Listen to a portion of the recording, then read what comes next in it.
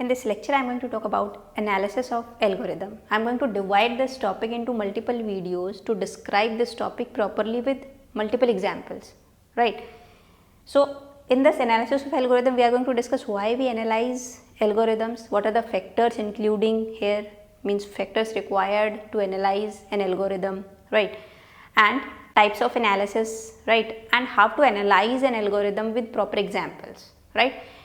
And in this topic, we will also discuss asymptotic notations. So, this topic is very helpful for the placement point of view as well as for GATE and UGC NET point of view. Now, before proceeding, I want to update CSIR UGC NET aspirant that for you guys, there is a free test series going on Unacademy named Unacademy Championship for CSIR UGC NET. They conduct free live mock test on every Sunday, right? And if you give that test, then all India ranking of that test would be given. But it's okay if you are not able to give that live test, then you can write the test even after the live test is over. After that also you can take the test, right? And the test contains 3 sections with general aptitude as well for all the subjects. Fine. Plus one more point is what these tests have been reviewed by the most experienced educators, right? And after each mock test session, that paper analysis is also being done by the top educators. And what is the benefit of this paper analysis? In this case, you will easily get to know how to solve the problems as well as you will get to know your area of improvement. So, you can enroll for this test series freely, and this test series would be till 15th of November. I will give you the link and all the details in the description box of this video. You can check out there. Now, back to the topic. Here we will discuss type of analysis. 2 types of analysis, priori analysis and posteriori analysis. We are going to see the difference between these two. Now see, as the name suggests, priori means you can say pre, and this is post. Posteriori means post. It's before and after. Before something and after something, right? So this is analysis of an algorithm, right? So this type of analysis, priori analysis, is done prior, or you can say before execution of that algorithm, right? And this is done after execution of that algorithm on a specific system. Now, if you have a doubt that how to run an algorithm on a machine, we generally run programs. Yeah, right. Means here analysis after running it on a system means what? The selected algorithm will be implemented using any programming language, and that after that we are going to run that implementation part or that program onto a specific system, right? And then we analyze that thing. This is called posteriori analysis. And directly if we analyze the algorithm before running it, then that is called priori analysis. See, I hope you know why do we analysis of algorithm. Because to solve a simple problem, there can be multiple algorithms. Like to find out shortest path, there are multiple algorithms. Now we want to find out the best algorithm, right? So obviously we have to analyze all those algorithms and we choose which is the best one for us, right? That is why we analyze the algorithm. And how we analyze the algorithm, the factors are what? Based on many factors are there, but most popular factors in computer science are what? Generally we use time and space. Time and space, you can say memory, how much memory that algorithm takes and how much time.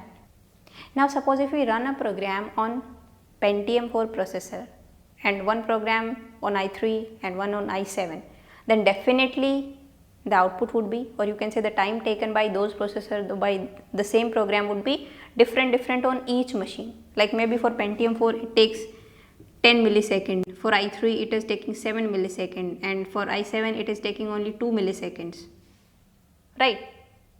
So it depends, this analysis depends on what? The configuration of the system, means it varies from system to system, and it is also dependent on programming language. Like if you write a program in C, then that would, if you run that would take some time for execution, and in C++ if you write the same program and execute, then that would take different time, because as you know the C++ is a faster language, right? So it is dependent on many factors, the analysis. So it changes from system to system, right? So we can say it is not that much effective, right? The value depends, it varies every time. but this is hardware independent as well as programming language and processor independent, right? So if you write an algorithm, if you do priori analysis, then the result would be same whether it's on Pentium 4, you have written on Pentium 4 processor, i3, i7 or on any system, right? This is programming language independent. Why so? Because obviously to write an algorithm we don't use programming language, right? Simple natural language we use, and then just by seeing that those steps we analyze that algorithm. That is called priori analysis. So generally in industries this type of analysis is not done, right? And why so? Because see, if those people are developing any software for any user, right, so they cannot analyze that algorithm by running it.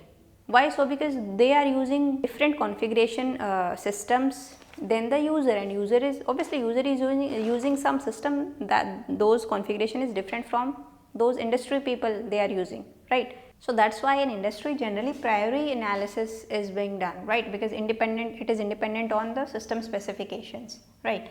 Here we are getting what? Exact values, right? Like the time taken is what? 10 milliseconds, 7 milliseconds or 2 milliseconds. So these are exact values, and it is not giving the actual statistics, it will give approximate, right, in terms of time function and space function, or you can say in terms of time complexity and space complexity. So see here, time complexity is not this one. Many students get confused in this topic, in this point, like time complexity is what? The time taken to run a program. No, the time taken is what? This is what? Execution time. It's not time complexity. Time complexity is different thing that we'll discuss in next video with proper example, right? So we can say here we analyze, approximate analysis is done, there are time function and space functions, right? And it is dependent on what? The number of times statements in the algorithms are being executed, right? Now how we analyze the algorithm with this count, number of statements, right? How many times the number of statements are being executed, right? That thing we will discuss with proper example but in later videos. So see, here we get the results, actual results like 10 milliseconds or like this, right? But here we generally do this analysis using asymptotic notations. And what are these notations?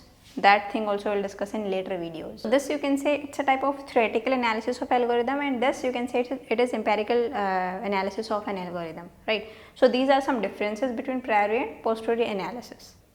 So that's it for this video. In the next video we will discuss first of all what is time complexity and space complexity, and then we discuss how to calculate or how to analyze an algorithm, how to find out time complexity and space complexity of an algorithm, right? So now I'm going to see you in the next video. Till then, bye bye, take care.